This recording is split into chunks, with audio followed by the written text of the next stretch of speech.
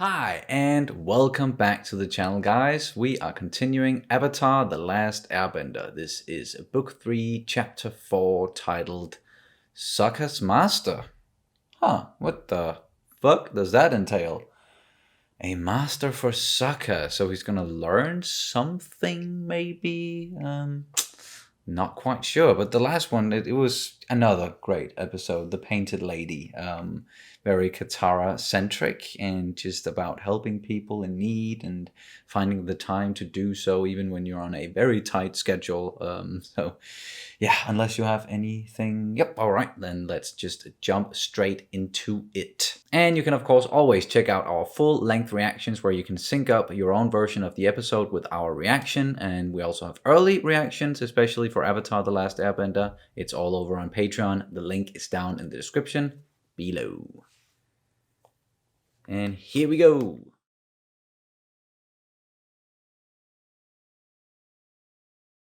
Chapter 4. Sokka's Master. We were right in assuming that it had something to do with Sokka learning something or like learning something new. Even though he was always like he obviously had skills when it came to, you know, handling weapons and being in combat and all that, but he could use some guidance. Yeah, exactly. And that's exactly what happened in this one. Found a sword master, and he took him in, and I think like he took him in exactly because Sokka was of the water tribe, and therefore he was different, and he really found him intriguing as a person, and he did things differently, and he wasn't so focused on some of the stuff that maybe some of his previous pupils have been focused on, and he was more willing to use his intelligence and put his own stamp on stuff, and like he was just Sokka is very unique as a person, and I think that the master, he just really appreciated that. I picked up on that very quickly. Yeah. But the way I see it is, as you say, he was very humble. And from the start, he was like, I have so much to learn. He didn't come with like a sort of entitlement that he was so good, like he was one of the best swordsmen in that village or whatever, but that he came to him because he actually sought guidance, and he was open to be molded. He was open to learn, and saying how he's not worthy, how he's not seeing himself as worthy. It's like he didn't have that entitlement. Yeah, it's a sort of humility he maybe haven't encountered that much before, and especially just what we've seen from the Fire Nation, they can be quite entitled and very focused on performing, and yeah. So Sokka just showed something else. But that's also, I think, I've heard at least from many of the art schools and musical schools and stuff like that. So when people from these art schools, they go to audition to get into it, they often pick someone who's more like a diamond in the rough rather than being quite refined.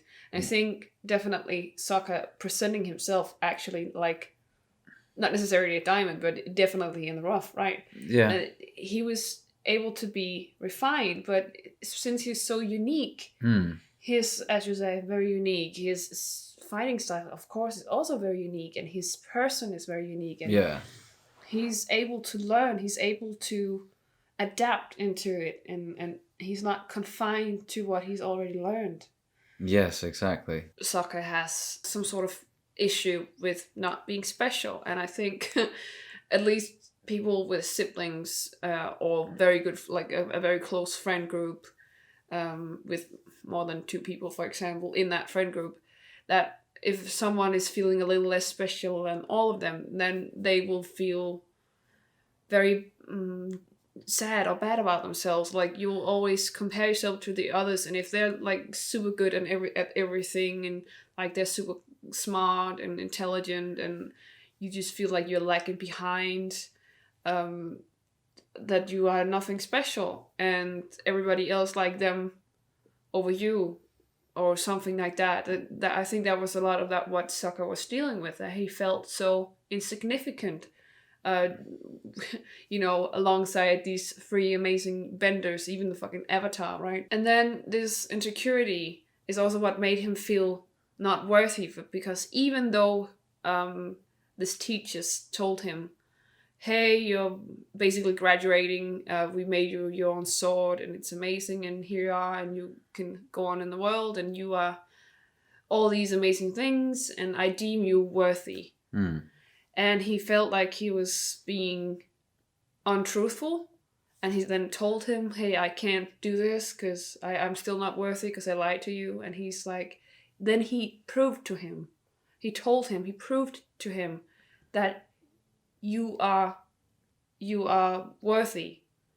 And by proving that, well, he gave him some adjectives, and then through the combat there, the last combat, he showed him exactly, this is when you are intelligent, this is when you are agile, this is when you're using things to your advantage, this is when you're being resourceful, exactly. And he had to show him that he was worthy. But I just, of course, maybe it's just because this resonates so much with me, and that's also why I was crying through the whole thing. It's just this whole, sometimes we don't deem ourselves worthy. And sometimes we might need a master to guide us to know when, like, how can you find worth within yourself? And your specific wonderful traits that make you worthy.